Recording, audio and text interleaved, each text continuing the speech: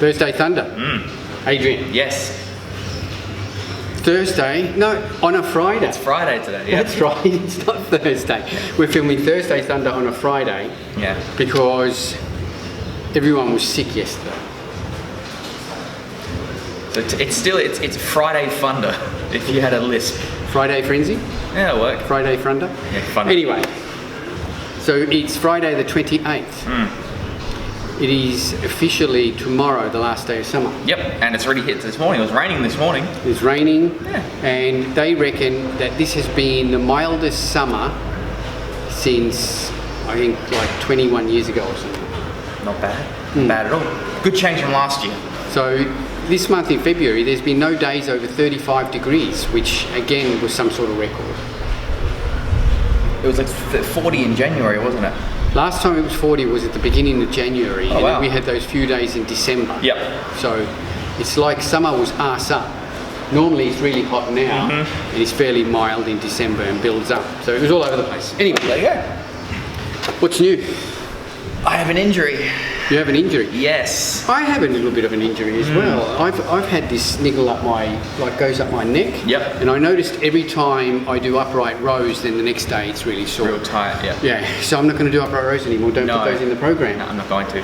Yeah, you got an injury on Monday? Tuesday, yeah, that's right. benching. Going for my first set, and felt strong, felt okay. And on the 10th rep, I went to go down, push back up, and it hurt and it was like my ligament just sort of strained. I immediately re-racked it and freaked out because I thought I pulled something really bad. But monitoring it, it's a pec minor strain, so just underneath there and runs about down my arm, but yeah, no bruising. No bruising, no discoloration, just no pressing for the chest for about 2-3 weeks, I reckon I'd say. Yep. But above all, I think I dodged a bullet. I think you dodged a bullet big time. And only last week we were just saying, I've never had an injury in the gym. Touch wood never happens, and then all of a sudden it happens. Well, yeah, I mean, doesn't look like it's a major Not injury. really, no. So It's good. Yeah. Tempting fate though. we've also had lots of minor injuries. So I think we're talking about major injuries. So you might have just dodged a bullet. Yep. You may be wondering what I've got here. I am. So this is a new protein powder that I've been trying by Magic Nutrition.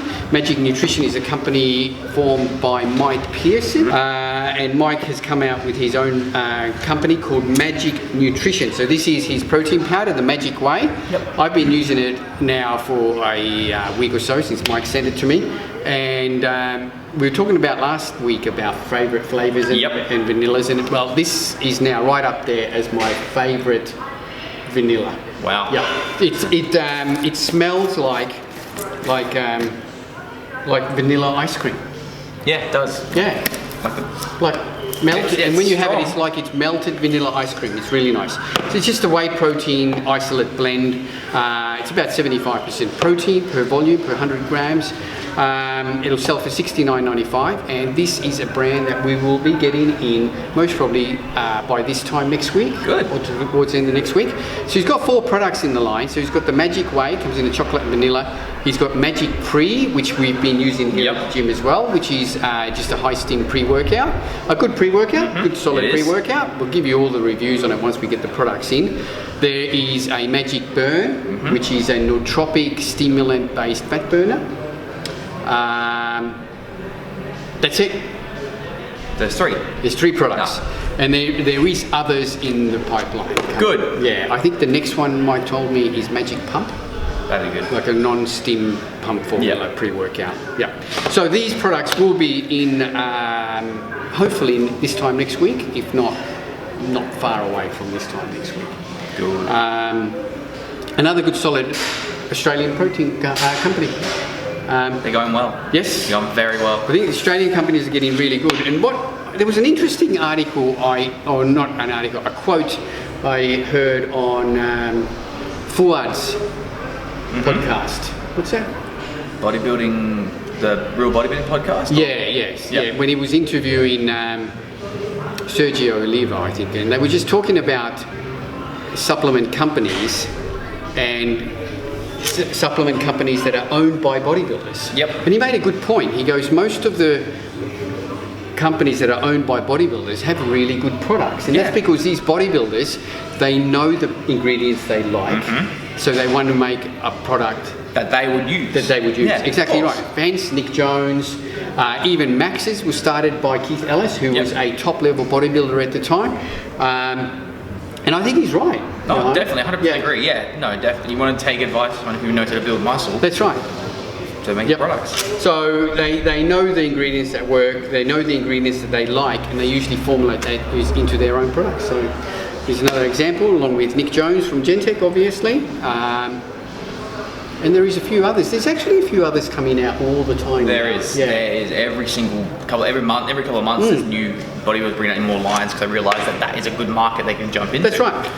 Yeah. So keep that eye out. Hopefully next week we will have the product and we can do a really good full in-depth review on what we have.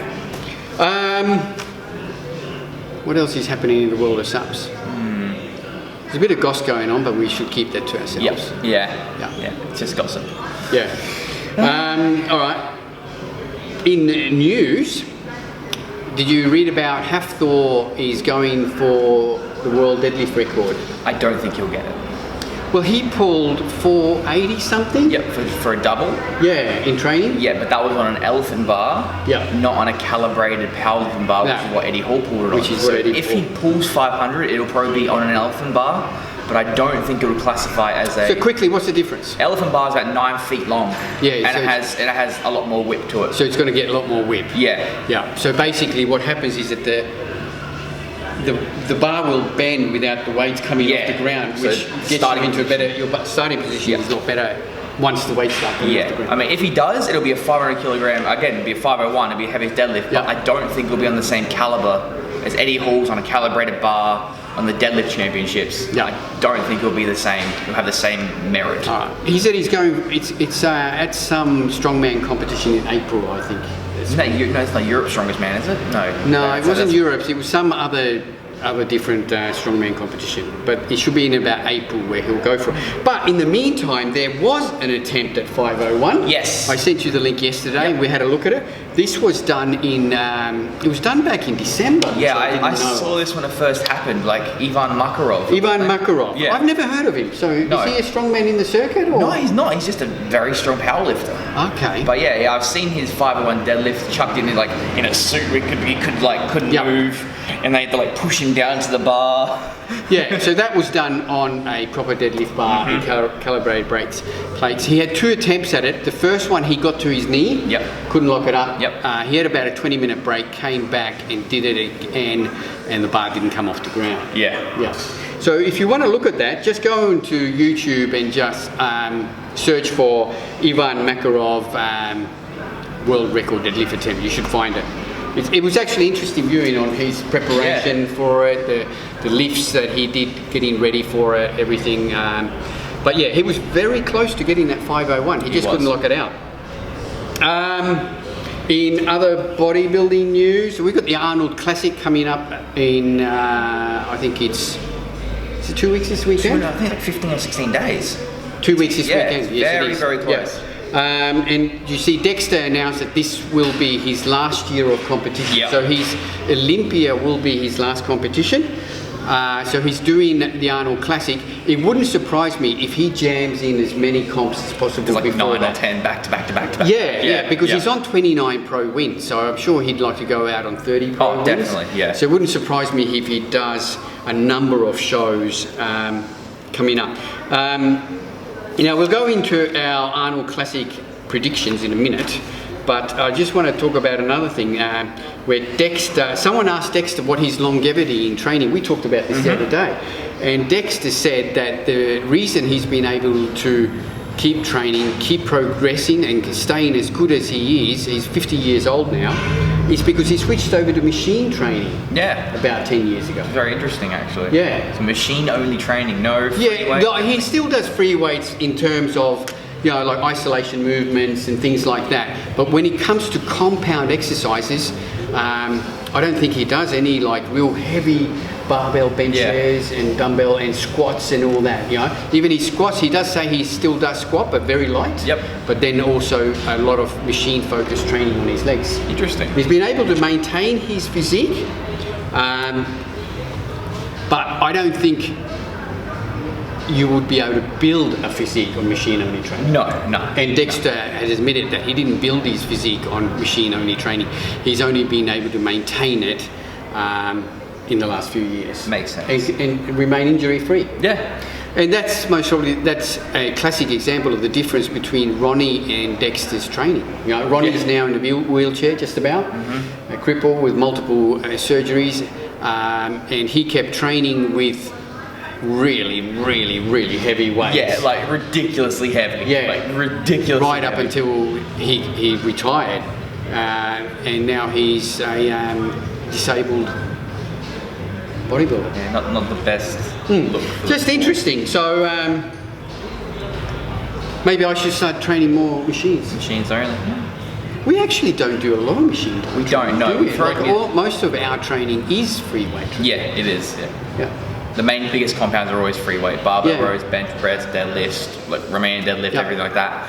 But when it comes down to machines, But we don't go low reps. Like very rarely do we go under 10. Under 10. Yeah. Interesting. Yep. All right.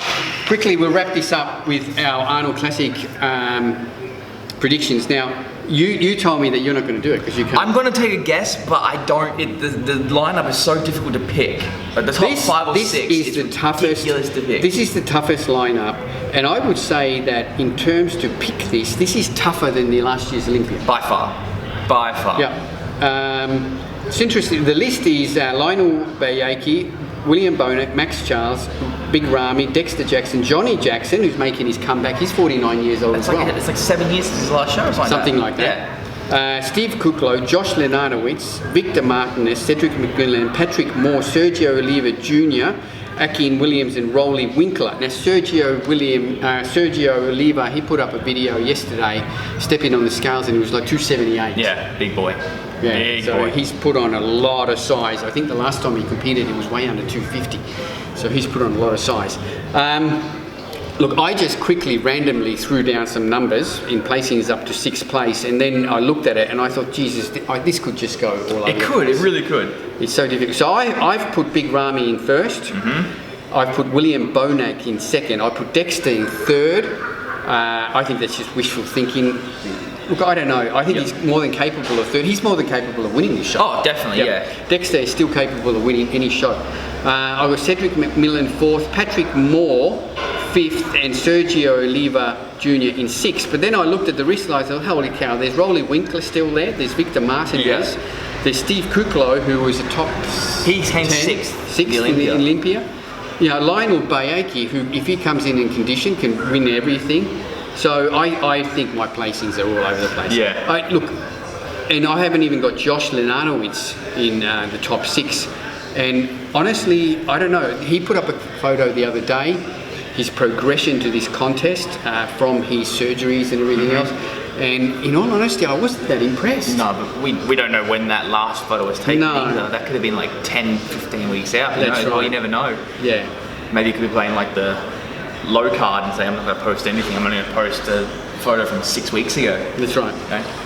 So interesting. All right, well, you go. All right, so I haven't seen any photos of Big Ramy. No. I don't know if he's still over 300 pounds. No, he's not, but I think Ramy will be in his best condition ever. And if that's the case, he'll win this shot. Hasn't he won an Arnold before? I don't think so. Okay, so I reckon I'm going to have to go Ramy first, then either Bonac or Kuklo in 2nd. You're going to push Kuklo right up there. Well, Kuklo's a top 6 Olympian. You know, I'm just not impressed by Kuklo. No, really. I never have been. No one really is, but I think there's a reason he plays in the top 6. And let's face it, Rolly was there, Patrick Moore was there, Cedric was at the Olympia, I think, wasn't he as well? Yes. So he's the top 6. So he's definitely top 5. So Ramy, either Bonac or Kuklo in 2nd, Dexter in 3rd, Patrick Moore in 4th, Cedric in 5th, and Sergio in 6th. I reckon Patrick Moore's going to break the top 5. Yeah, look, I think we spoke about this at the end of the last season about who's going to be the big mover. Yep. And we both agree that it'll be Patrick Moore. Definitely.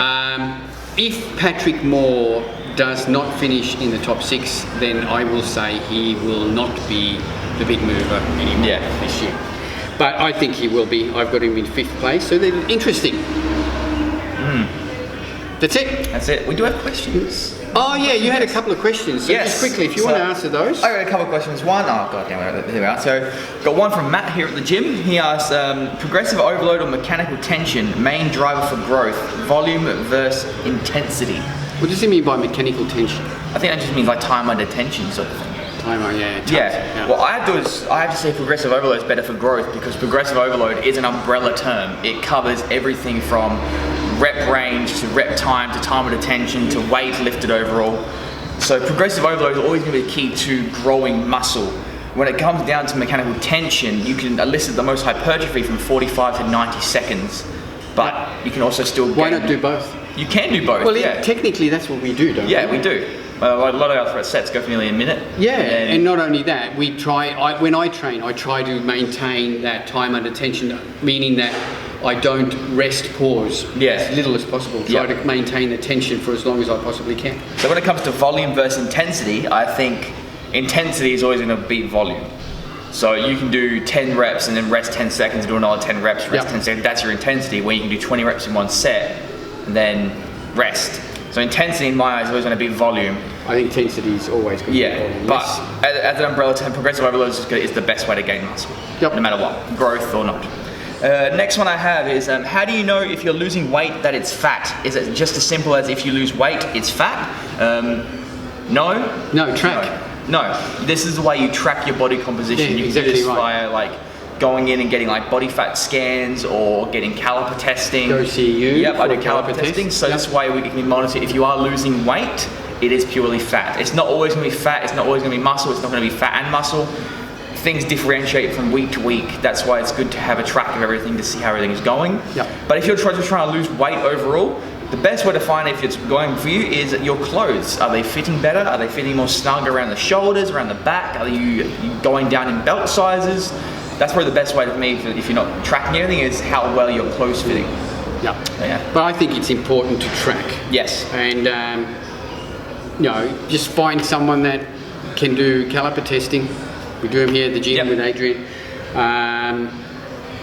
And every week, 2 weeks, 2 weeks maximum, come in, have a caliper test, and then that will tell you where the weight's Yes, coming off. exactly it. Yeah. All right, that's it. You're off to Japan. Yep, Sunday. 2 sleeps to go? Yes. Pretty excited.